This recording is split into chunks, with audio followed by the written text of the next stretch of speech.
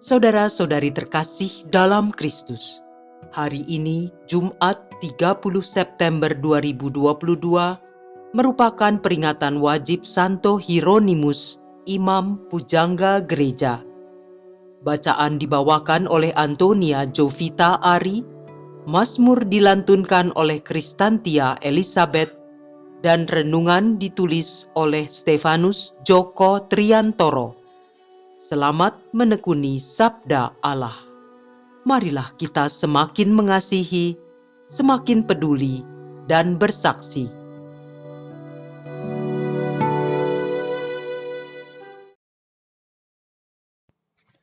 Dalam nama Bapa dan Putra dan Roh Kudus. Amin. Tuhan, Engkau memberikan kepada kami firman-Mu. Firman-Mu telah menjadi manusia dan kini menjadi bentuk kehadiran-Mu di tengah kami. Utuslah Roh Kudus yang Kau janjikan sebagai penghibur, yang mengajarkan kami makna firman-Mu itu. Kiranya inspirasinya membantu kami memahami firman yang telah ditulis dengan inspirasi ilahi. Jadikan pula kami melalui hembusan roh-Nya, tanah-tanah yang subur bagi pertumbuhan firman-Mu, hingga menghasilkan buah berkelimpahan. Demi Kristus Tuhan dan pengantara kami. Amin. Bacaan dari kitab Ayub, bab 38, ayat 1 dan ayat 12 sampai 21, dilanjutkan dengan bab 39, ayat 36 sampai 38. Tuhan berbicara kepada Ayub dari dalam badai. Pernahkah dalam hidupmu engkau menyuruh dini hari datang, atau pernahkah fajar kau tunjukkan tempatnya untuk memegang bumi pada ujung-ujungnya, sehingga orang-orang fasik dikebaskan daripadanya, yakni tatkala fajar mengubah bumi menjadi seperti tanah liat yang dimeteraikan, dan mewarnainya seperti orang mewarnai kain, tatkala orang-orang fasik dirampas terangnya dan dipatahkan lengannya yang teracung? Pernahkah engkau turun sampai ke sumber laut, atau berjalan-jalan menyusuri dasar samudra raya? Apakah pintu gerbang maut tersingkap bagimu? Atau pernahkah engkau melihat pintu gerbang kelam pekat? Tahukah engkau luasnya bumi? Nyatakanlah kalau engkau tahu semuanya itu. Di manakah jalan ke tempat kediaman terang, dan di manakah tempat tinggal kegelapan, sehingga engkau dapat mengantarnya pulang dan mengetahui jalan menuju rumahnya? Tentulah engkau mengenalnya, karena ketika itu engkau sudah lahir, dan jumlah harimu telah banyak. Lalu Ayub menjawab kepada Tuhan, "Sesungguhnya aku ini terlalu hina. Jawab apakah yang dapat kuberikan kepadamu? Mulutku kututup dengan tangan. Satu kali aku berbicara, tidak akan kuulangi. Dua kali aku berkata, tidak akan kulanjutkan." Demikianlah sabda Tuhan.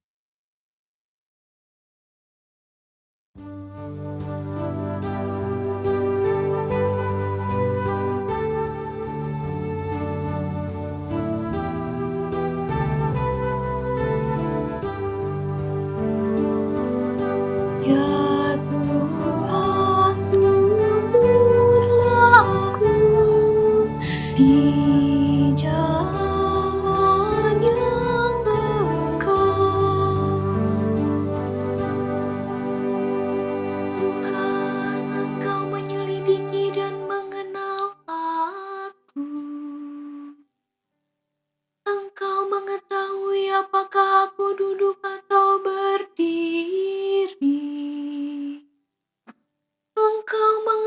pikiranku dari jauh. Engkau memeriksa aku kalau aku berjalan dan berbaring. Segala jalanku kau maklumi. Ya Tuhan, tuntunlah aku di jalan yang engkau. Kemana aku dapat pergi menjauhi roh-Mu? Kemana aku dapat lari dari hadapan-Mu? Jika aku mendaki ke langit, Engkau di sana. Jika aku menaruh tempat tidurku di dunia orang mati, Engkau pun ada di situ. Ya Tuhan, tuntunlah aku di jalan yang engkau. Jika aku terbang dengan sayap fajar dan membuat kediaman di ujung laut, di sana pun tangan-Mu akan menuntun aku, dan tangan kanan-Mu memegang aku. Ya Tuhan, tuntunlah aku di jalan yang engkau.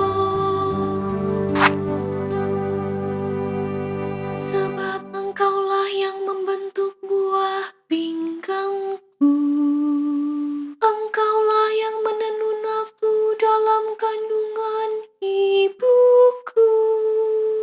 Aku bersyukur kepadamu oleh karena misteri kejadianku.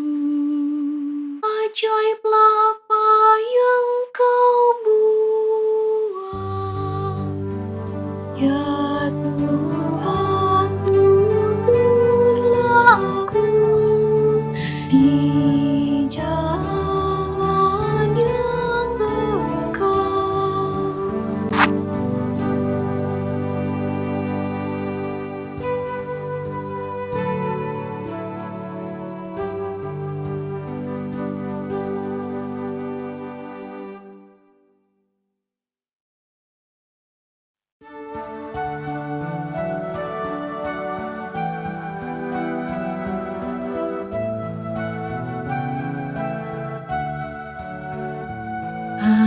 Haleluya, haleluya, haleluya.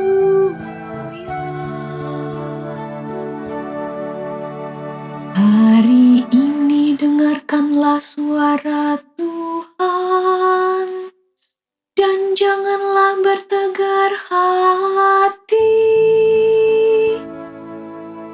Haleluya, haleluya, haleluya. Haleluya, haleluya,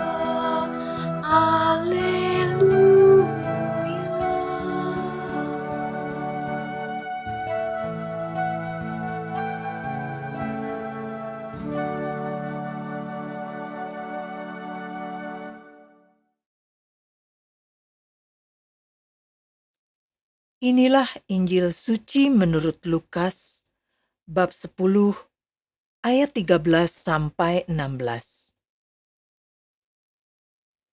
Sekali peristiwa, Yesus bersabda, "Celakalah engkau Korazim, celakalah engkau Betsaida, sebab seandainya di Tirus dan Sidon terjadi musisat-musisat yang telah terjadi di tengah-tengahmu, Sudah lama mereka bertobat dan berkabung. Maka pada waktu penghakiman, tanggungan Tirus dan Sidon akan lebih ringan daripada tanggunganmu. Dan engkau, Kapernaum, apakah engkau akan dinaikkan sampai ke langit? Tidak, engkau akan diturunkan sampai ke dunia orang mati. Barang siapa mendengarkan kalian, ia mendengarkan Daku. Dan barang siapa menolak kalian, ia menolak Aku. Dan barang siapa menolak Aku, ia menolak Dia yang mengutus Aku. Demikianlah sabda Tuhan.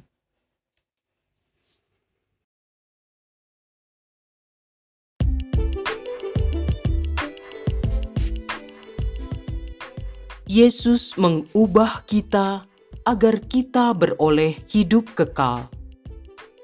Renungan dibawakan oleh Nikolaus Cipto.